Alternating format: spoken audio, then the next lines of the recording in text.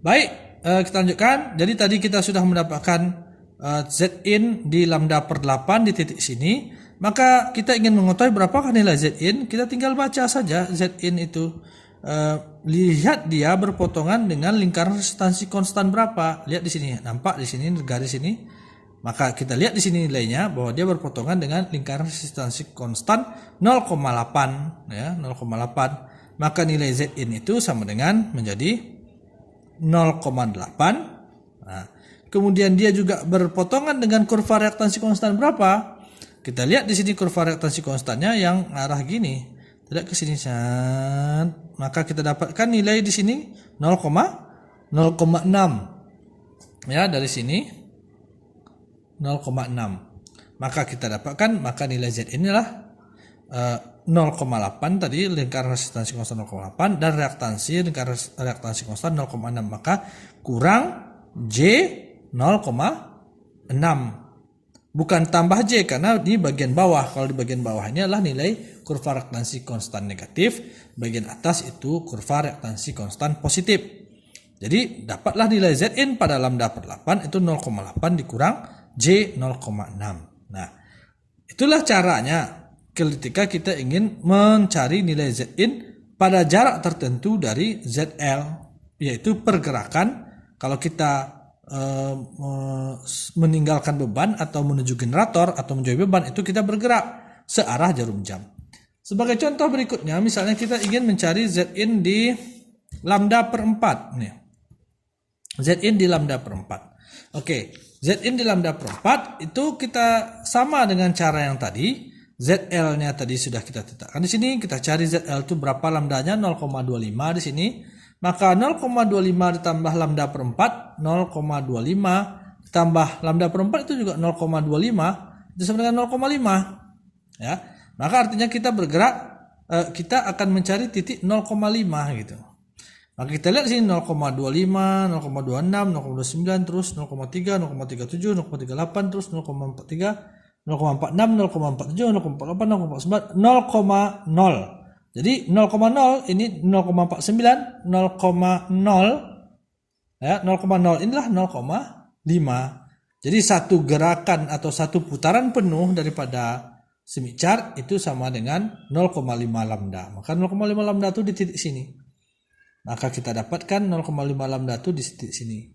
Maka kemudian bisa kita ambil penggaris, kita hubungkan dia dengan titik pusat semi chart. Sebenarnya tidak perlu dihubungkan karena ini sudah ada garis lurus ini di sini.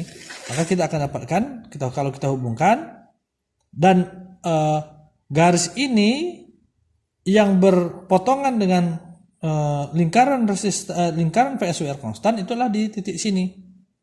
Nah, kalau kita lihat di titik sini, maka baru kita bisa mendapatkan inilah titik Zin untuk lambda per 4 ya.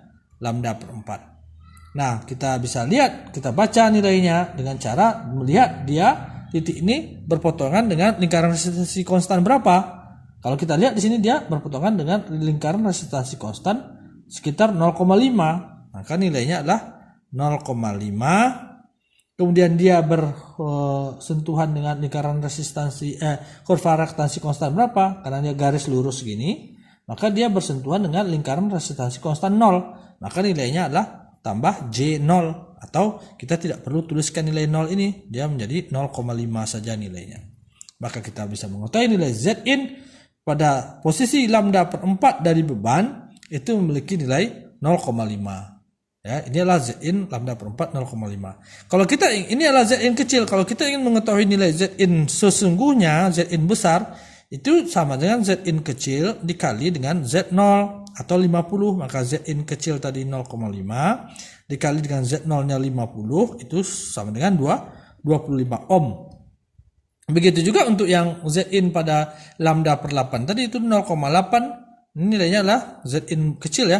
Zin besarnya adalah Zin kecil 0,8 kurang J 0,6 dikali Z0 nya 50 itu sama dengan 50 dikali 0,8 itu 4 ya kan, dikurang 40, maaf bukan 40 dikurang 0,6 kali 350 adalah ya, 0,6 kali 50 itu 30 J, 30 ohm. Nah, inilah nilainya Zin yang sebenarnya. Sementara Zin kecil ini adalah Zin yang cuma kita plot di Smith chart saja, ya. Nah, itulah cara untuk mencari atau mencari nilai Zin di sepanjang saluran transmisi. Jadi kalau kita punya saluran transmisi seperti ini ya, kita punya beban, diketahui berapa ZL-nya. ZL-nya itu kita ubah ke dalam ZL kecil. Ini ZL besarnya sebenarnya nilai berapa nih? 2 kali 5 Z0 50 ohm. Berarti nilai ZL besarnya sebenarnya inilah 100 ohm. Maka 100 ohm itu kita ubah dulu menjadi ZL kecil, yaitu 100 dibagi 50 ohm, jadi 2 nilainya. Nah, kita plot ZL yang memiliki nilai 2 itu di Smith chart seperti ini, dapat. Kemudian kita bisa mencari nilai Zin di sepanjang saluran transmisi ini. Apakah di sini gitu ya, atau di sini. Yang penting kita tahu jaraknya dari beban ini berapa. Apakah lambda per 8, apakah lambda per 4, apakah lambda 5 per 8 lambda, 6 per 8 lambda, dan sebagainya. Dengan cara membuat gerakan memutar searah jarum jam sejauh lambda atau sejauh jarak beban terhadap Zin itu dalam lambda. Dan kemudian titik perpotongannya itu dengan lingkaran resistansi konstan, PS konstan, itu merupakan nilai pembacaan daripada nilai Zin itu. Saya rasa jelas ya. Nanti kalian bisa coba sendiri untuk melihat nilai untuk Zin pada lambda-lambda yang lain. Kita lanjutkan ke video berikutnya.